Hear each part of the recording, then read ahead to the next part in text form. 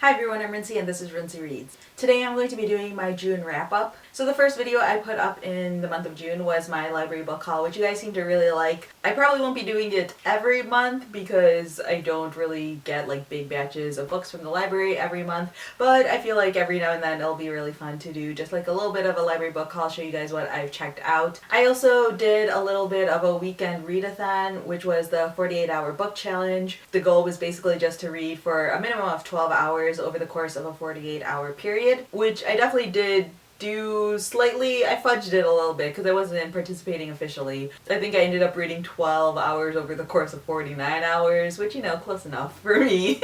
A lot of you guys seem to really like that I did a vlog for the readathon, which was good because I was slightly worried that it would be boring. But yeah, if there are other readathons that I participate in the future, I'm going to be trying to do vlogs for them. The other thing that I did this month was take part in the Reblog Book Club, which is a Tumblr book club. This month we read St. Maisie by Jamie Attenberg, which I really enjoyed. I will be talking about that a little bit later on in the video, but I will have a link down below to those videos if you've read St. Maisie and you want to check them out. Those are all like discussion videos based on each part of the book. So you guys can watch the first one if you haven't read the book, but the other two are definitely spoilery, so don't watch those. And then I put up 2 book reviews this month. The first one was Written in the Stars by Aisha Saeed, which I talked about last month. And then the second book review I did this month was Signal to Noise, which was just so great. I gave it a 5 out of 5 stars. It's my first 5-star book of the year. So definitely check out that review if you haven't already, because I highly, highly recommend that book for people. I mean, I don't think it's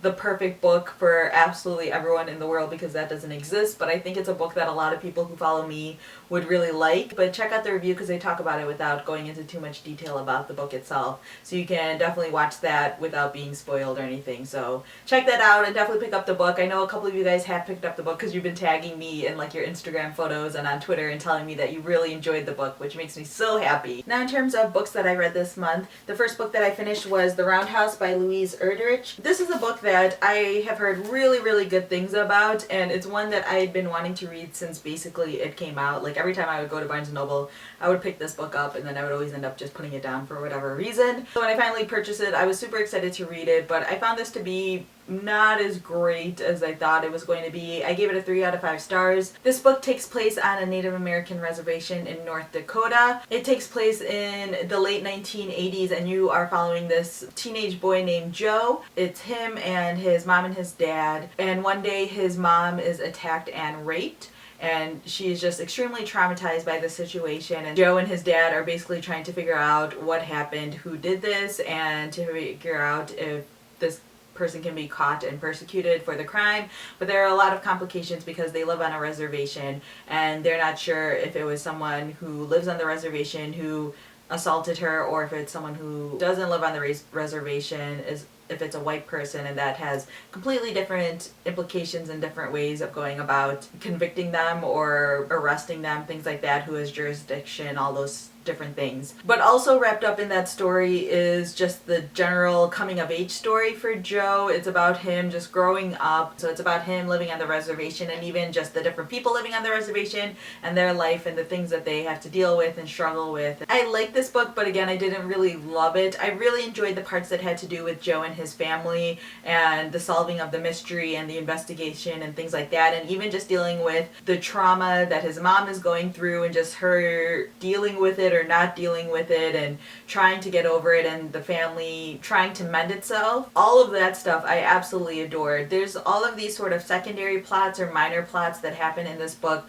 which are part of just like fleshing out life on the reservation, but I felt like every time it was on those plots, I just wanted it to go back to Joe and his family and the solving of the mystery. So I felt like all of those parts just really dragged for me and I wasn't super into it. So I really liked the beginning and the ending because those had to deal with the mystery itself, and everything in the middle I was kind of meh about. Again, I don't think this is bad, and I definitely think this is great if you want more insight into life on a reservation, but it wasn't exactly what I wanted, so I was just a little bit disappointed. The next book that I finished was The Lost Hero by Rick Riordan, which is the first book in the Heroes of Olympus series.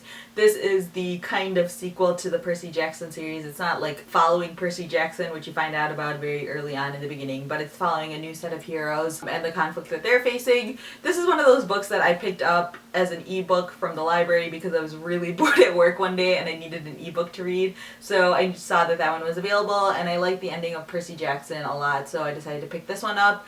And I wasn't super crazy about this one. I mean, it was fine, but I found it to be a really basic and kind of obvious plot. I feel like I'm gonna need to get into it a little bit more in order to enjoy it more. But I feel like with these series, like I never really liked the beginning of the series, but I always liked the ending of the series because that's how it was for Percy Jackson. I thought the beginning of Percy Jackson was good, but nothing amazing. But I kept going and I really liked the way it ended. So this is gonna be probably something along the same lines. So I gave it a 3 out of 5 stars. And then as I mentioned earlier, I read St. Maisie by Jamie Attenberg.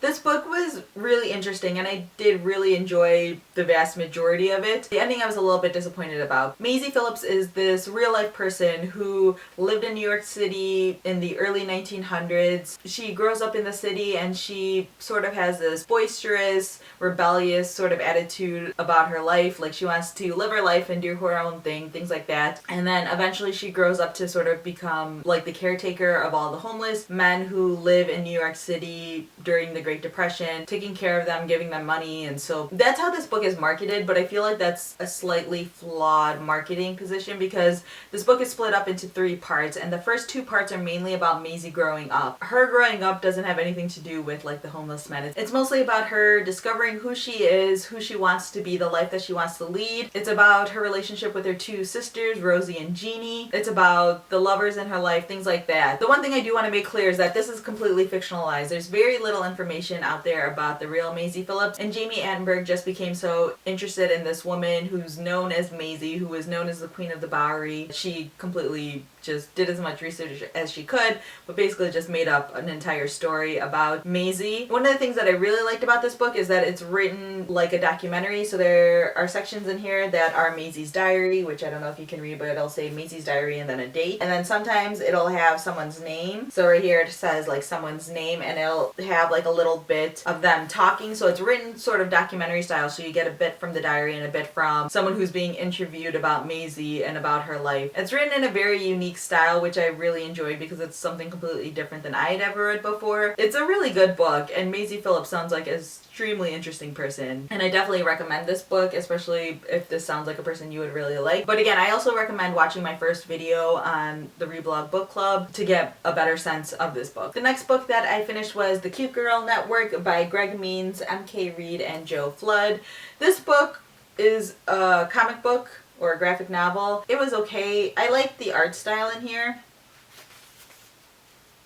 a lot, but the story itself and the characters in here I wasn't super crazy about. You're following this girl and this guy. The girl works at like a skateboard shop in, I think it's supposed to be Portland or Seattle, one of those Northwest cities that's super hipstery, and the guy works at like a soup stand, and they end up meeting each other one day and they sort of hit it off and they start dating each other. She's new in town, so I think it's like her roommate and her roommate's friends all find out that she's dating this guy and they decide to enact the Cute Girl Network. This is a thing that the girls have created where anytime someone that they know is dating someone, they sort of put out a name and they text all the girls in this network, and if any of them knows this guy or has any information about this guy, the girls will warn the girl who's dating that person now or provide just general information about the guy, so that way they know if they're a good guy or not. But it turns out this person doesn't have a super great reputation. I don't know, this book just felt so superficial to me,